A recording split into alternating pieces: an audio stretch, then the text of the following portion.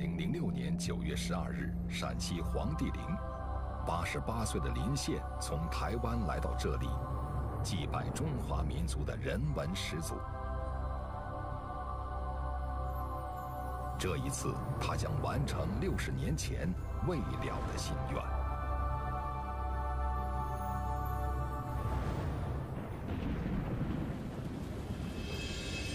1946年9月12日，林宪参加了台湾光复致敬团祭拜黄帝陵一行，来到陕西耀县后，却因风雨阻隔，只能在耀县县城遥祭。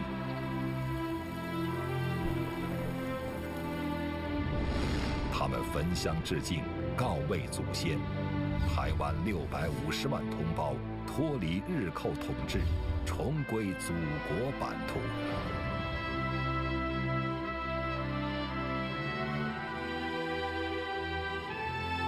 当年未完成的致敬行动，差点成为林宪终身遗憾。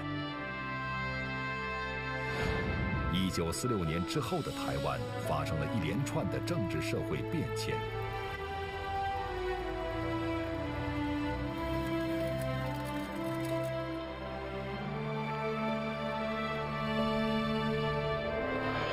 走过60年，当年光复致敬团成员只剩林宪健在。我们现在跟他的后代一起，大家来完成了。所以我相信他们在天地里一定也是非常的高兴。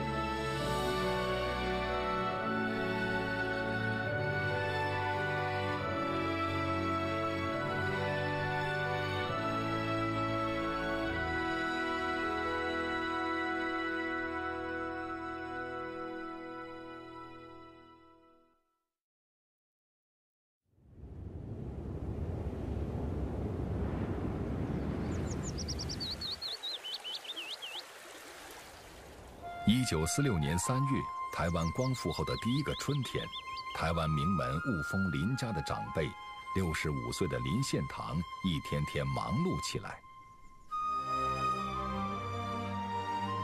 近一段时间，登门拜访的客人络绎不绝，他们多是来与林献堂咨商光复后台湾建设的各种设想。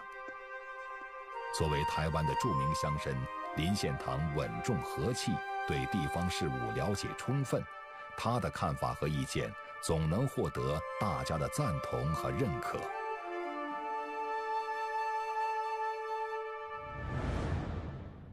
1946年3月31日，林献堂的老朋友邱念台登门造访。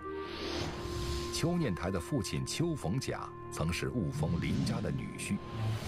1895年，清政府割让台湾，邱逢甲等人组织台湾乡民抗击日本占领军。失败后，邱逢甲举家回到广东。他给年幼的儿子取名念台，寓意时刻不忘台湾。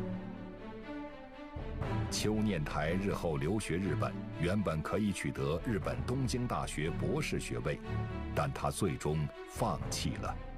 他就放博士论文，就是研究那个广东的高州的那个矿脉，他说那个东西就不能够给日本人。那日本人那后来以利诱，就说我还是博士学位正式给你，你来了，他们要。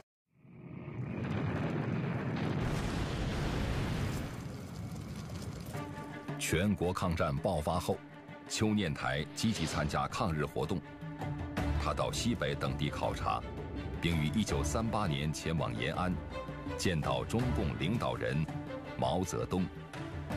他在抗战的时候，他后来就想说，奇怪，共产党为什么好多人对共产党很着迷？所以他还跑到延安跟毛泽东见面嘛。那毛泽东还就跟他讲说，哎，我看就很敬重你父亲沧海军的那个诗啊什么。离开延安后，邱念台留下一首诗《我别延安》，希望将来再一次故地重游。别了啊，延安，等扫尽了兴山，恢复了福源，再到黄陵边，握手话缠绵。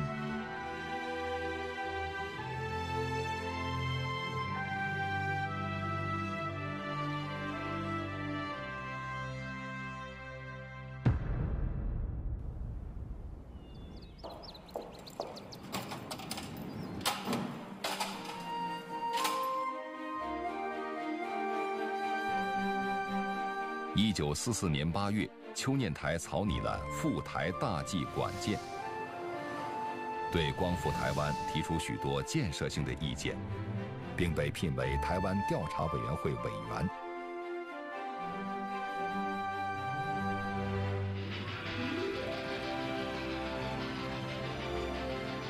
1946年3月，邱念台回到阔别多年的台湾，精通闽南话、客家话的他，凭着语言天赋和满腔热情，奔走于台湾各地。他发现，由于殖民统治造成的长期隔离，台湾民众对大陆存在许多认识偏差，对台湾省行政长官公署的施政措施有所不满。他希望组织一项活动，就是前往大陆，表达台湾民众对光复回归的感恩之意，让台湾民众进一步了解祖国大陆，也让祖国大陆了解台湾人民。邱念台他其实是战后做一种台湾人跟政府之间沟通一个非常好的润滑剂，所以他知道这样的一个新的政权跟一个旧的社会一定会产生一些摩擦嘛，所以他就希望说，是不是让台湾人借这个机会到中央去拜会各个官员，然后让他们理解台湾人的想法，然后也让官员们认识台湾的这一批去的人，这样是不是将来要沟通会比较好沟通？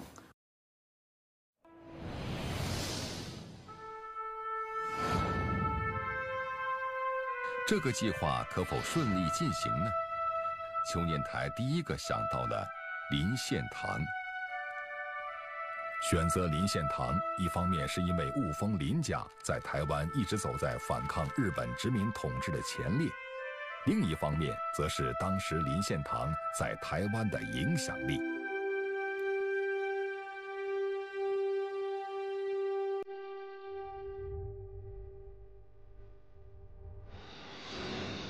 雾峰林家的先人林石，1746年从福建漳州移居台湾拓垦，100多年的苦心经营，林家成为清王朝一官一身的台湾著名大家族。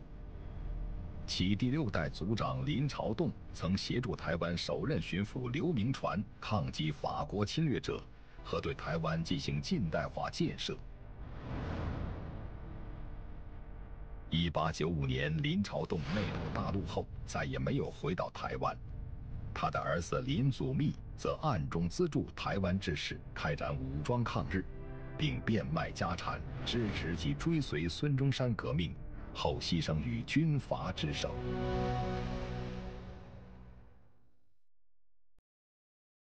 掌管雾峰林家的重任随后落到林献堂身上。台湾被割让的那一年，林献堂14岁。他目睹侵略者的屠杀和暴行，曾经奉祖母之命，率全家至福建泉州避难，后又返回台湾，努力保全林家的资产。1898年戊戌变法失败后，维新派代表人物梁启超流亡日本，他变革图强的思想吸引了年轻的林献堂。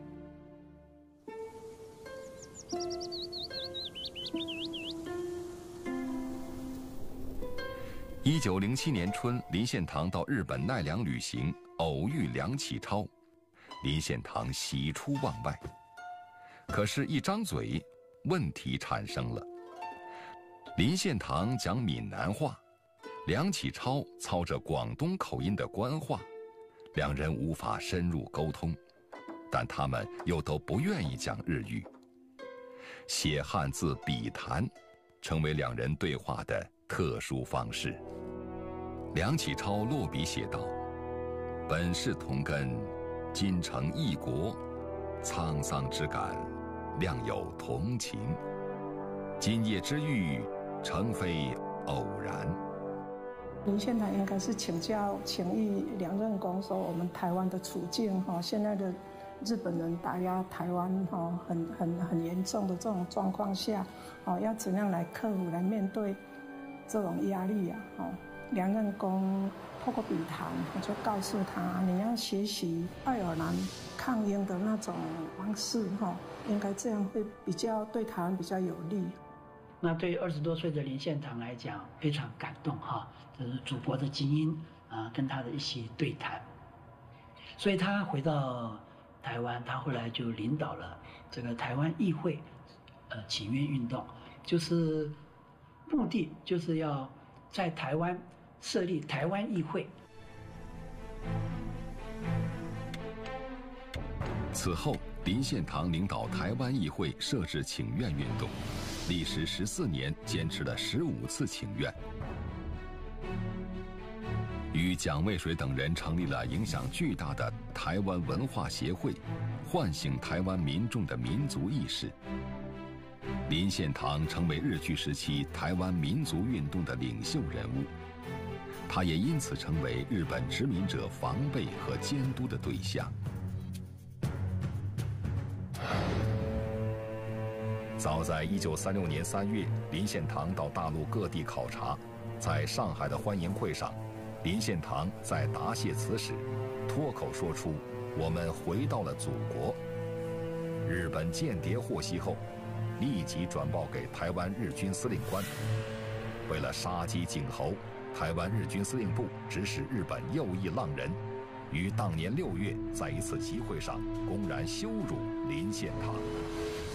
在台中的热舞台人家有一个很重要的活动，邀请他上台演讲，日本人就故意要让他没面子，就这样，好像记手有打他这个耳光对他来讲是伤害很大的。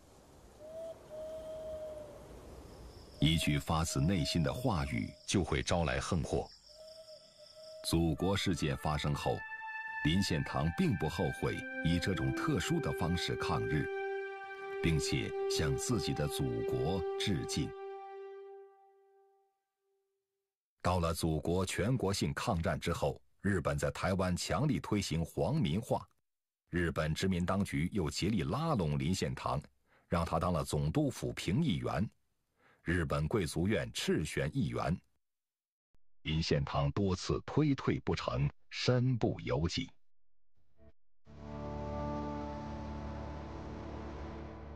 邱念台赴大陆参访的提议得到林献堂等人的认同。1946年4月到8月，经过几番筹备酝酿后，事情大抵定了下来，10名正式团员名单也最终确定。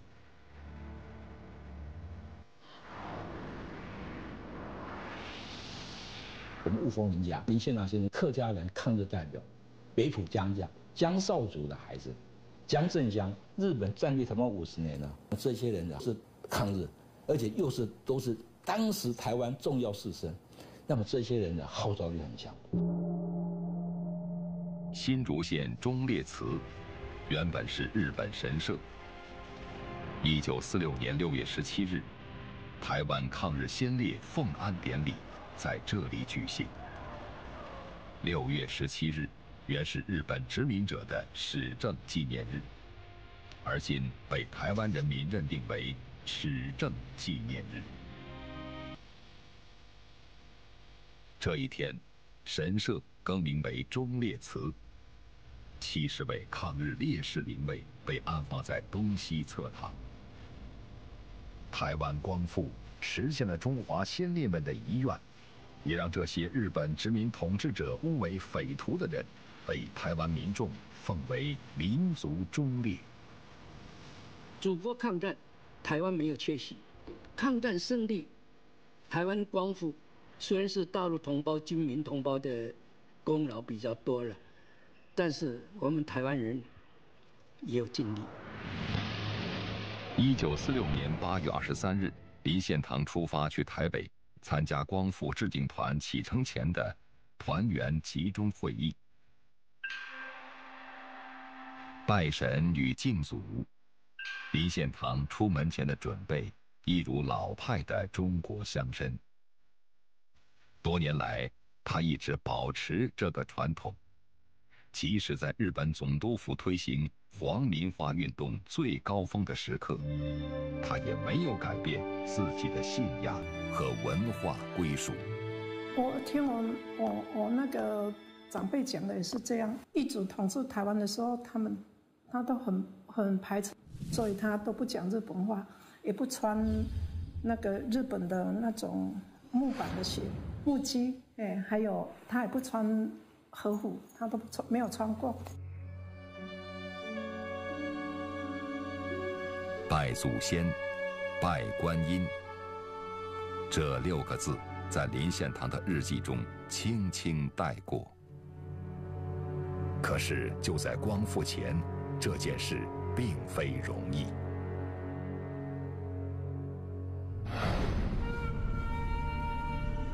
1937年后，日本殖民者全力推进皇民化运动，大规模进行神社营造，以日本神道信仰取代台湾民间的中华传统信仰。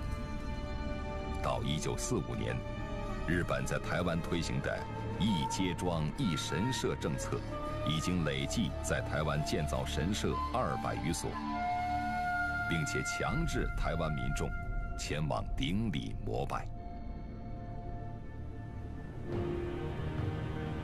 地处台南的延平郡王祠，原本供奉中华民族英雄郑成功，这一期间也被改建为所谓的开山神社。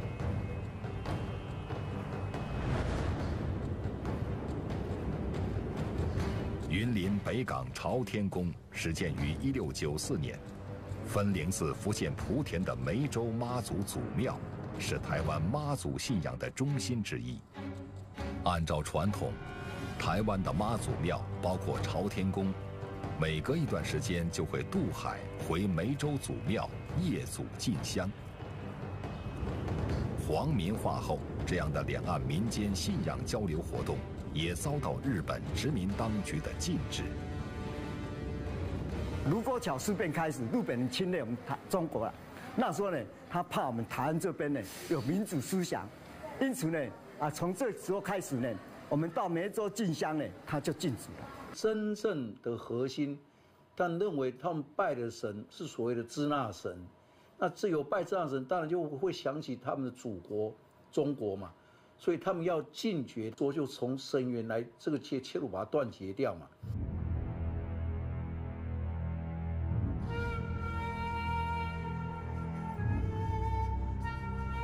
1941年，台湾总督府开始大力推行寺庙整理运动，意欲消灭境内的中国庙宇，进而消弭台湾百姓的传统信仰和祖先崇拜。台湾总督府要求，寺庙供奉的传统神像必须送回中国大陆，而家中的祖先牌位也要进行相应的处理。也就是进行所谓的诸神升天这么一个活动，寺庙整理运动，把所有人台湾信仰的神明神像集中起来，放火烧毁，美其名曰让这些神升天以后不许再拜了，那么就改而要求台湾人来拜日本的天照大神，来参拜日本的神社等等。我们家里都要有一个叫太麻那一个牌子，那个太麻那个牌子就是天照大神的。就是他们的祖先。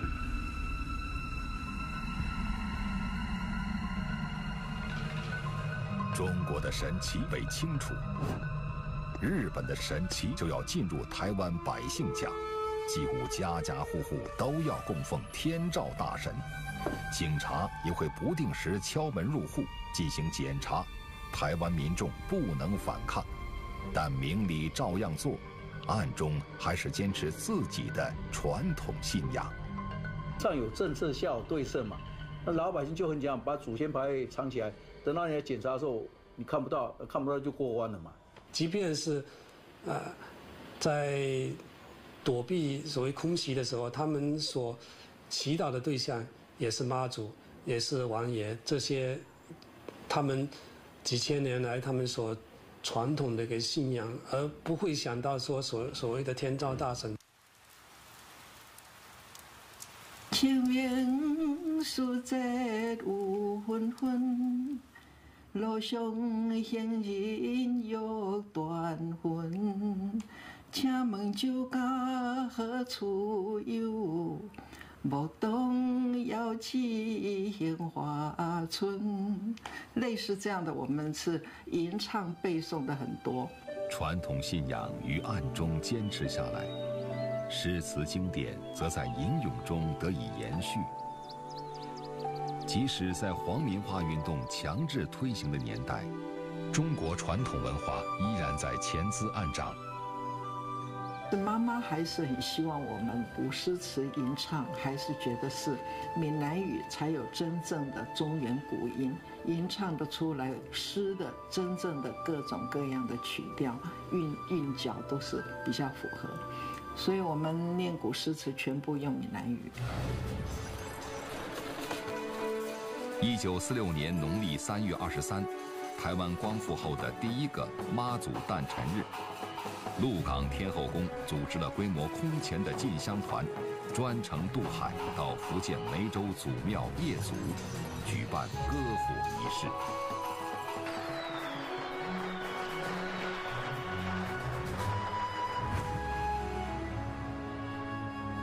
台南的开山神社也恢复了原有的名字延平郡王祠，许多日本神社被改建成中华忠烈祠，完成了精神信仰与建筑功用的双重转换。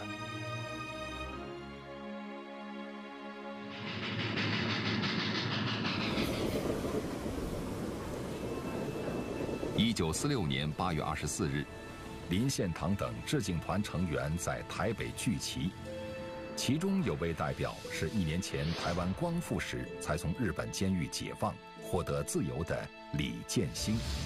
李建兴，台湾矿业巨子，瑞三矿业创办人，也是台湾3大诗社之一的营社社长。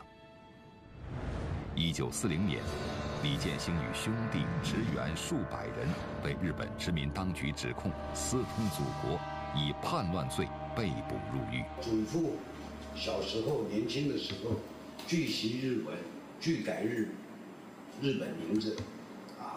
那当时在民国29年，刚好我祖父与大陆国民政府中间有些书信往来，所以认为我祖父呢私通祖国。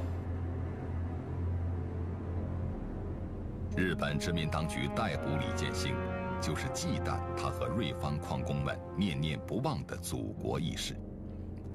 李建兴被判有期徒刑12年，他的3弟李建言和其他20人不幸死于狱中，5弟李建川则因遭受严刑拷打而丧失听觉。李建兴的父亲李百禄面对飞来横祸，也猝然离世。这就是日据时期轰动台湾的瑞芳事件。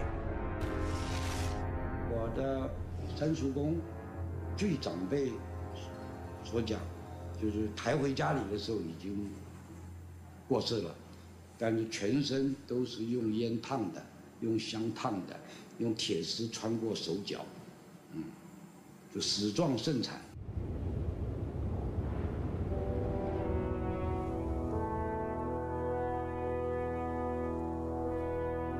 国恨家仇，仰天长叹。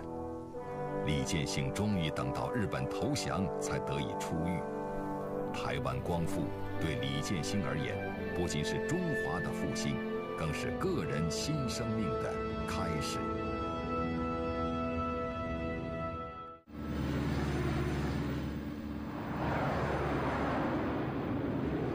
1946年8月29日下午，台湾光复致敬团飞抵上海。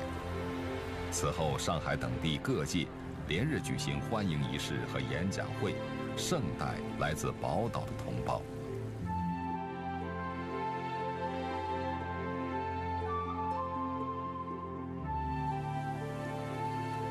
然而，50年的疆土分离，仍然不可避免地造成了一些苦涩的笑谈。光复致敬团呢，那么到了苏州呢，苏州市议会呢，议长请他们呢吃饭，之后议长就问了邱念台他们呢，说你们台湾人啊，还这个用筷子吃饭吗？他们实际上是不知道这个情况。你们在日本统治期是用的汉族人姓吗？实际上呢，这个邱念台呢，因为邱念台他是在长期在大陆生活，但是呢，他所带领的这批人呢，都是台湾本地人，大部分人呢是没有大陆什么经验的，所以呢，他们也会觉得呢非常的什么惊讶。这关键还是呢基础太少，了解什么太少。致敬团成员李建兴的致敬纪要记录了这天的席间问答。他当即回答这位副议长：台湾人一直用筷子，日据时代自己也从未改姓。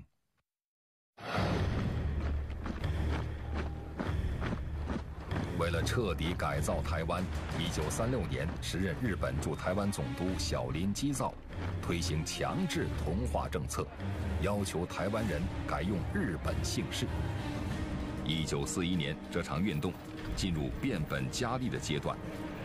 台湾总督府颁布法令，把儿童升学、公务员升迁、粮食配给等战时措施与姓名改造捆绑在一起，威逼利诱台湾百姓改换日本姓氏。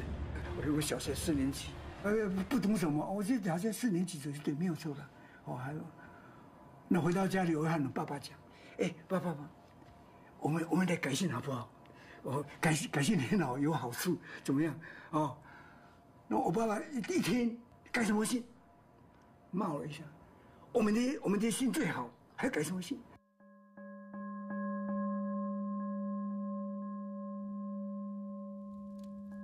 有意味的是，极少部分的台湾民众虽然被迫改用日本姓氏，但他们往往将祖先的堂号或者姓氏的偏旁隐藏在改过的姓名中，以便永远铭记家族的由来。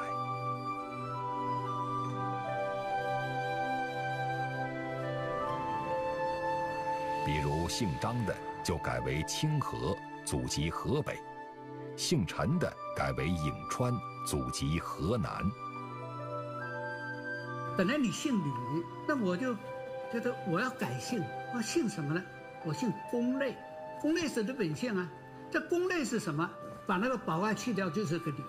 台湾很多人采取一种很软性的对抗。根据1943年11月底他做的这个调查报告的话，只有12万人12万6千人更改姓名，占当时台湾总人口的2.1%。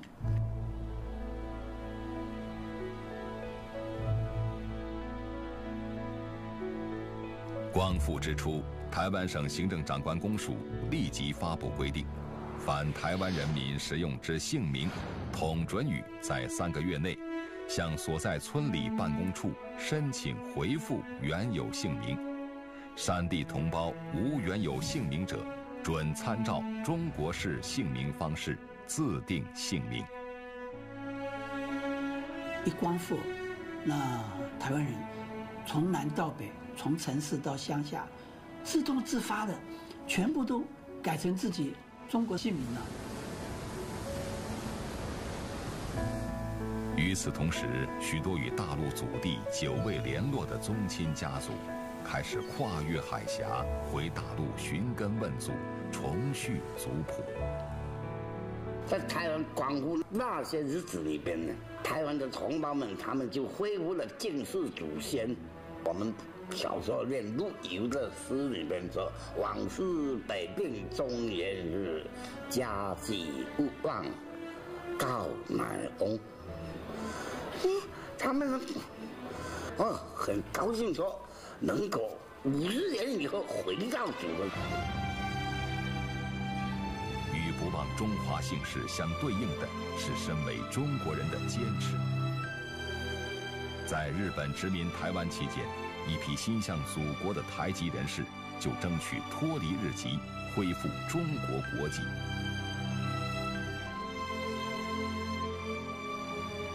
雾峰林家的林祖立，字继商，早在1913年就获民国政府内务部许可，核准恢复中国国籍，成为日据后台籍人士正式恢复中国国籍的第1人。这一年他36岁。此前，台湾总督府屡次以高官厚禄诱惑林祖密，都被他拒绝。我祖没有接受，我祖一心一意就要回祖国。以前为什么没有急急忙忙脱离？因为以前中华民国还没有建立，我们只能资助孙中山，我们希望国家统一。等到中华民国成立了，我祖父你日本人再给我什么条件，我都不会要的。我一心一意就想脱离以后再打回来啊。林祖密恢复中国国籍后，日本殖民者没收了他在台湾的山林29万多亩。1915年，林祖密加入孙中山领导的中华革命党，一生追随参与革命活动。同林祖密一样，日本窃据台湾的50年间，大批台籍知名人士公开恢复中国国籍，他们包括连横、谢东闵、李友邦。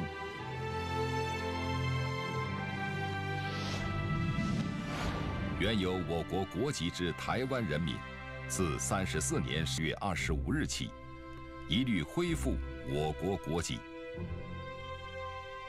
这是中国抗战胜利的果实，更是光复台湾的必然。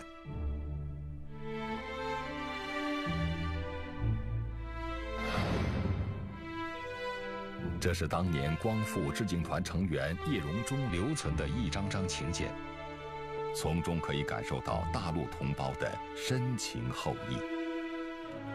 每到一地，光复致敬团总能受到各地民众的热情接待。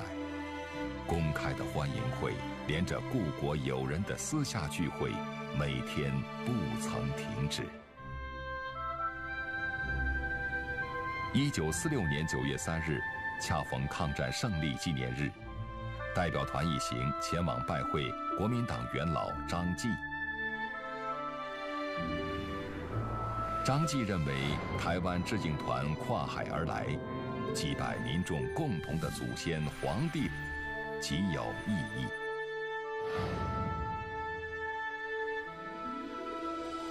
黄帝陵是中华民族的发源地之一，也是中华民族的人文圣地。张继回忆起1937年清明，国共两党提出团结起来，一致对外。他与中共的林伯渠等人携手祭拜黄帝陵，留下一段国共团结、共同抗战的历史佳话。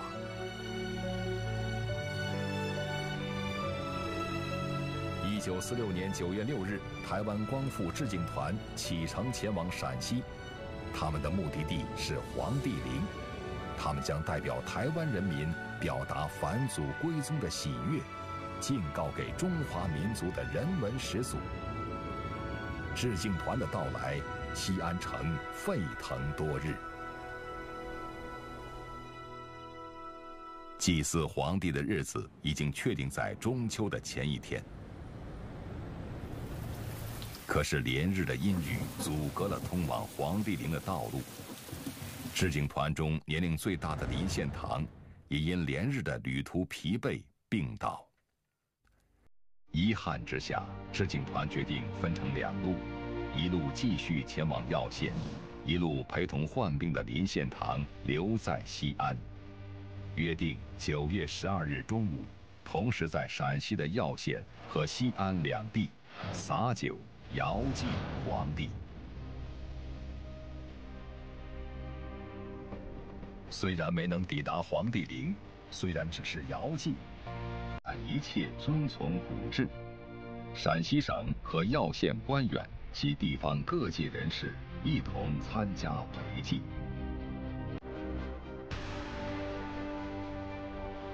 8年抗争，民族更生，9尺尽血，旧土重享，自由解放，全台欢呼。宗公祖德，日月光明，时将周岁，特回告祭。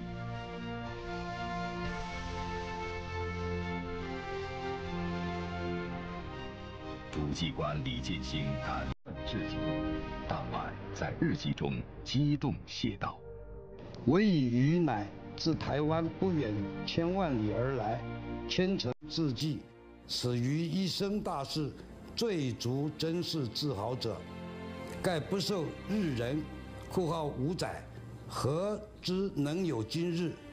且一介书生由文武官员陪祭者哉，可慨也，可慨也。这个就是当时姚景黄帝陵的祖父的日记。我想研究台湾现代史的人，最重要的一篇，应该就是1946年台湾的士绅祭皇陵，等于告诉了皇帝，我们先祖台湾回来了。那么这15位当时台湾的代表，他事实上代表是全台湾的人。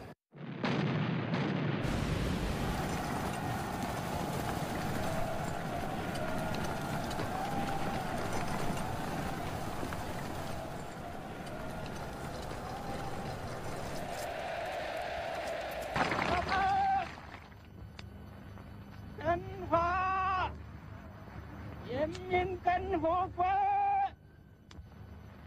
宣扬人民政府，今天胜利了。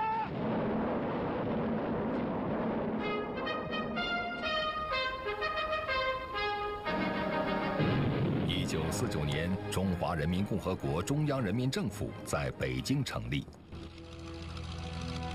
蒋介石从此结束了在大陆的统治，退居台湾，与大陆隔海对峙。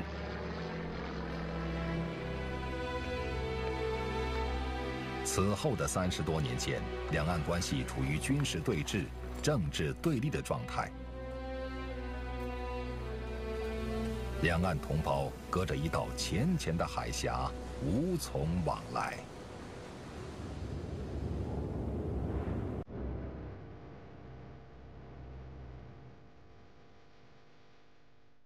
亲爱的台湾同胞，今天是1979年元旦。我们代表祖国大陆的各族人民，向诸位同胞致以亲切的问候和衷心的祝贺。亲爱的台湾同胞，今仔日是1979年元旦，为1949年台湾祖国不幸分离起来，咱之间因信为通。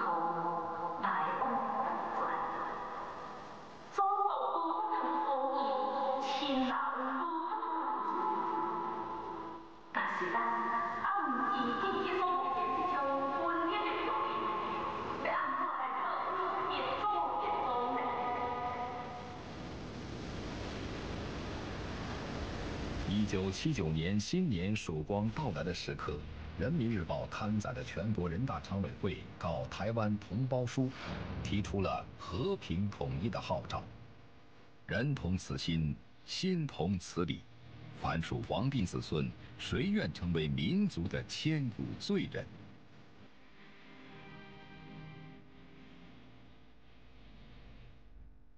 期盼团圆的呼声逐渐发酵，阻碍两岸亲情的坚冰开始消融。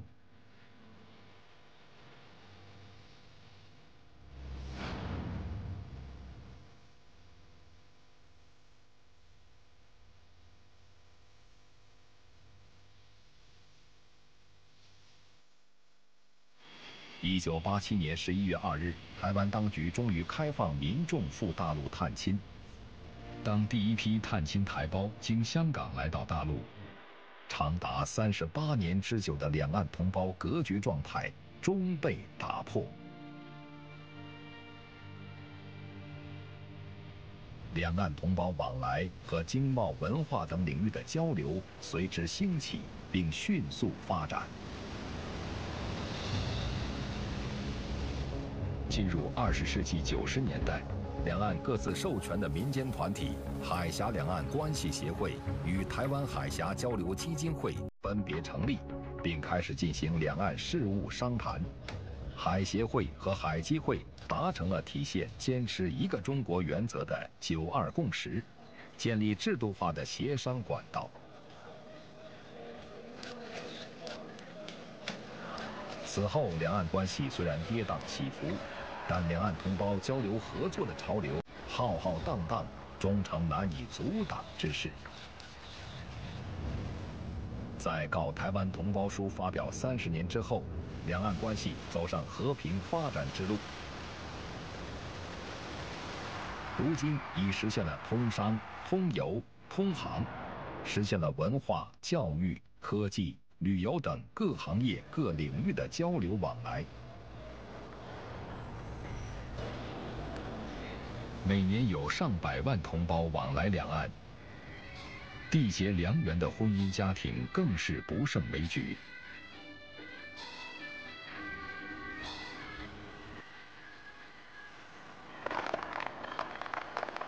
湄洲妈祖、东山关帝神像均巡游台湾。台湾的妈祖庙、关帝庙等各种民间信仰庙宇，均恢复与祖庙之间的进香往来。2006年9月12日，原台湾光复致敬团后人决定再次组团前往陕西黄帝陵拜谒，以完成先辈当年未竟之志。他们踏着当年台湾光复致敬团的足迹，抵达陕西黄帝陵。领队是当年致敬团仅存的团员，88岁的老人林宪。致敬团这一回真正亲临中华始祖轩辕黄帝陵祭拜，完整实现了60年前光复致敬团先贤的愿望。为我先祖子孙无恙，而今而后奋斗向上，民族团结，一下谨防，历史教训，永志心房。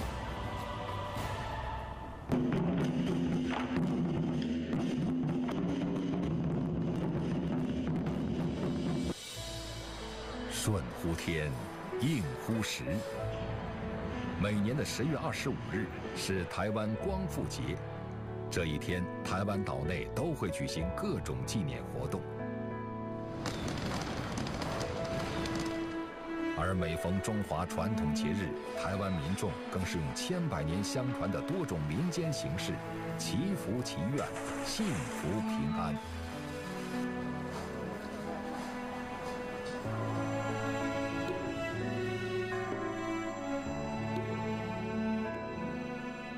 每年遥祭黄帝陵仪式和祭孔大典，清明节与孔子诞辰日纪念活动都会在台湾如期举行。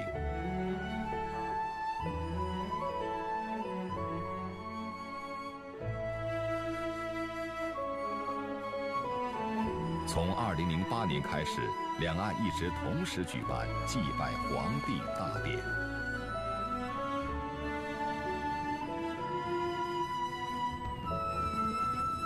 每逢中秋佳节，厦门、金门共放的烟花照亮了台湾海峡，明月何曾是两乡。鸣钟擂鼓鸣号，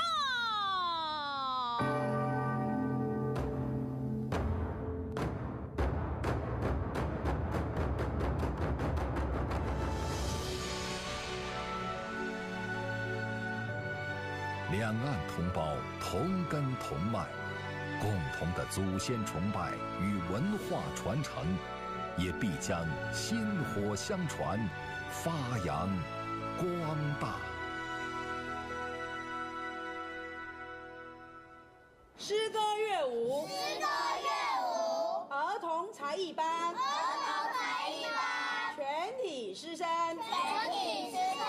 向孔夫子，行30公里，